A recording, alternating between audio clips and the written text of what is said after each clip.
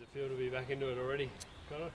Yeah, it's obviously a little bit different to last year. We have a bit less of a break this year, but it's good to see all the boys that we haven't seen in a month or so now, and get back on the track a bit earlier than sooner, which is good, and we've got a nice day for it as well. So yeah, excited. Have you had a genuine break, or did you still tick the legs over? Yeah, had a few weeks off, so like I said, it was a bit shorter than usual, so I had to get it back into training a little bit sooner.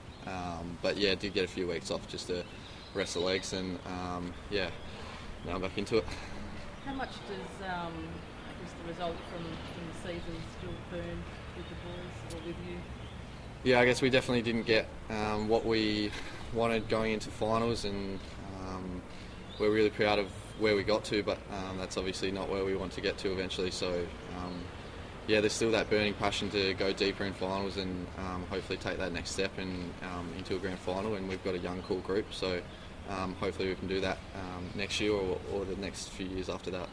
Is it something that's been in your mind through the break, or have you managed to sort of, park that and move forward now? No, it's definitely been in the back of my mind, I think. I've always wanted to win a premiership since a little kid, so that burning passion is still there, and I think all the young boys can attest to that. Next season we'll be coming out just as far as we did at the start of last season, ready to go. Have you been told already what Rozee's inclusion into a possible 22 does to you, where you play, how you play next year?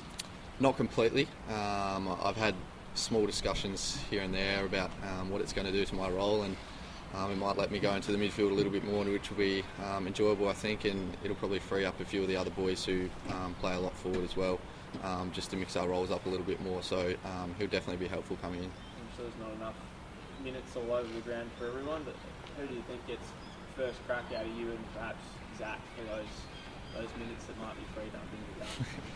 It's probably not a question for me, unfortunately. I'd probably ask one of the coaching group. We'll both be fighting for those midfield minutes, but yeah, it's probably not a question for me. We'll both want to get in there. It's just a matter of who they want in there.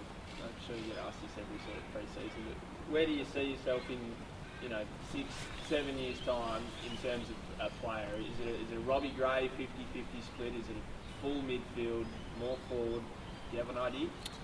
Yeah, it's a hard question because it kind of changes every year, I guess, depending on personnel and the way I'm playing and that sort of thing. But I do enjoy playing forward and the midfield as well. So yeah, Robbie's got a really cool role. He gets to go in the midfield and spit hit down forward. So yeah, I guess something like that, 50-50. I don't know what number to put on it. It's a long way away, but yeah, hopefully something that combines the two roles would be good. How restrictive was your heel or your foot last year, Tom? Yeah, it got to a point where it was pretty sore. I won't lie, there was a few weeks after where I was pushing through a bit of pain and had to take a couple weeks off, obviously. So it probably did affect me for a few months there, but after that little break, I think I came back and it was feeling a bit better, and I think that last game in the finals probably showed that I was just getting back to where I wanted. What was the diagnosis of the injury as such? What were you dealing I had a partially torn plantar fascia, so yeah, that's just a muscle in the bottom of your foot that unfortunately there's not much treatment for other than to rest it, so that's why I had to have those couple of weeks off and came back feeling a bit better. Feeling no worries now? Yeah, feeling pretty much 100% now, so it should be good to go for next season. Do you have to do ongoing management? Not really. I've got these insoles that I wear in my shoes, and I tape it as well, so there's no real management that I have to do other than that coming into training and games, so yeah, it should be all good. Any boys you've seen around the club already this morning which perhaps didn't need to be here? Yeah, I think there's a couple of boys that have come back early that didn't have to be. I think Rozee has come back early, Sam Mays, Big Charlie Dixon's back. So yeah, there'll be a few faces that didn't actually have to be here but have come back early to get around the young boys, which was really good to see.